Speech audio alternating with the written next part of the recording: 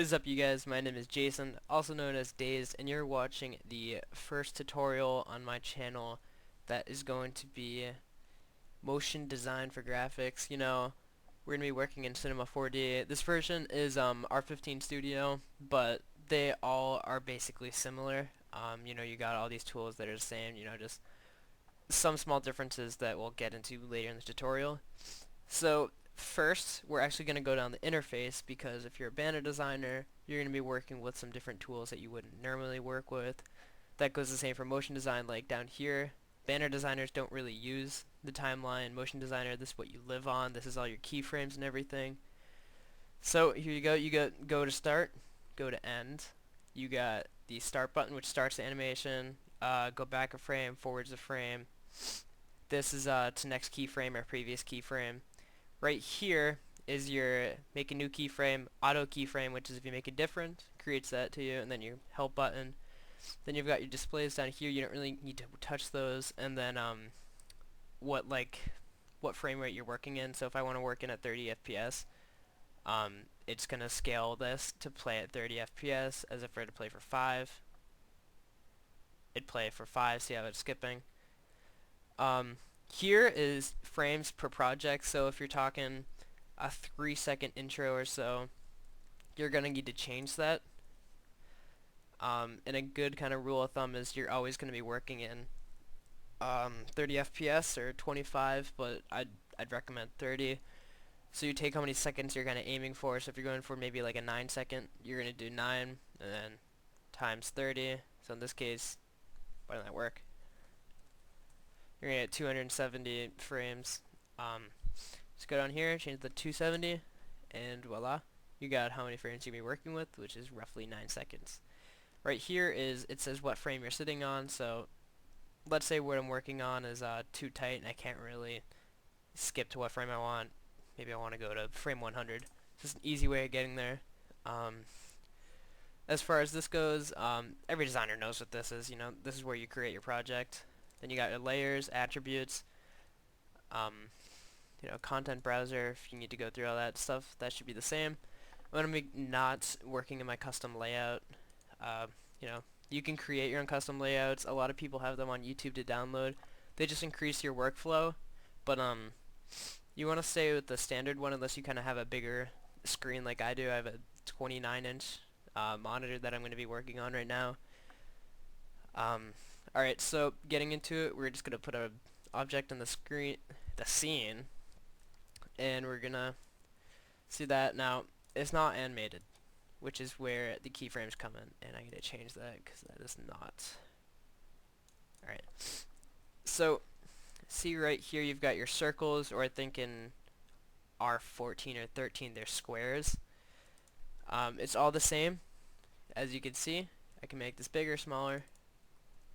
And let's say I want to make the X bigger. So I'm going to control click here, which creates a keyframe. I'm going to make this smaller so you can see the actual keyframes. This is blue little rectangle here. And if you go to 90, I'm going to change that to maybe 100. And hold control and click the circle. This can create your other keyframe. Now, if I were to scroll back and forth, you can see it is animated. Yeah, if you press the play, you can watch your animation. Now, you're thinking, oh, that's all I can do with these keyframes. Well, if you click on the keyframe itself, you've got your, I'm not going to pronounce that, but you got your spline, which is basically, if I were to start at the end, it's going to slowly start up, kind of like a car would start up, and then top out right about here, and then slowly slow down. So there's no sudden movements. It's all gradual. It's more for kind of like a natural movement. As linear, it's just imagine a line. There's a start and a finish. There is no kind of curve like a gradual, which is, as you can see, it starts. It's this. If you were to go to spline and press, it slowly starts and gets faster, then slower. So that's not only the way you can animate it as well. So we can just delete these keyframes really quickly. Delete. Oh, sorry, that's my phone. Click on this. 200. There we go. Alright. So as I said here, this is your auto keyframe. So if you press this now, sorry, bring that to 200. You're either gonna make a keyframe or it's gonna make one for you. Go to the end now. I don't have to make a keyframe now. It's already done that for me. Any change I make to the object selected, it will create a keyframe. So maybe I wanna do something like this, change the animation up a little. This is gonna be a really weird animation. But now see, I've already got the keyframes. I didn't even have to customly make it. Now this can be a blessing or a curse, because sometimes you're kind of adjusting and you don't know if you quite like the effect yet, but well, it's made the keyframe, you can't go back unless you control Z it. So you can see, it's going through all of it. Now, as I mentioned before, it's on the spline kind of thing, and this is a perfect example to display it. The dots are closer together, they get far apart right in the middle, and then they get closer, and it does the same thing throughout, because it's going to slowly start up, so slowly slow down, take that turn. Now, let's say I want to make these linear. I'm going to control, click, select, oh wait, no, just kidding, you don't control, click. You just drag on your timeline here. If I can get it, there we go. So just drag here, not pressing any buttons, it selects them, turns them yellow. You click linear. Now everything. I can go back to spline. Spline, it creates those curves to try to make it look more natural. Linear, it's point A to B just as you interpreted it to be. So, as you can see, it's not very natural, but sometimes that's what you want in terms of camera movement and everything. So guys, I think this is going to wrap it up for the beginning tutorial. I'm going to start making tutorials more often as I got a lot more feedback and a lot of views on my last tutorial with environmental particles. If you want to check that out, go ahead.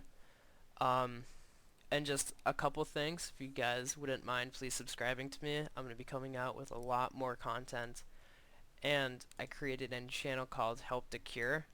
If you guys don't know what this is, I've been spamming it around my Skype. Here it is. We don't have any videos up, but once we hit 50 subscribers, we're going to start giving away bracelets. You may have seen them if you're from the US. I'm not sure if they have them in the UK or Europe or anything. But they're the bracelets that are the 3/4 inch acrylic bracelets. I see, like, I love boobies, stuff like that. We're going to be we're having those custom made right now. And make sure to stay tuned. All of the profit that we make is going to Susan G. Komen Breast Cancer Foundation, which is put towards breast cancer research. You know, I'm going to have a video up on Cure explaining the reason I made it and everything, so make sure to subscribe and stay tuned. I think that's it, you guys. Thanks so much for stopping by, and look out for more tutorials. Peace.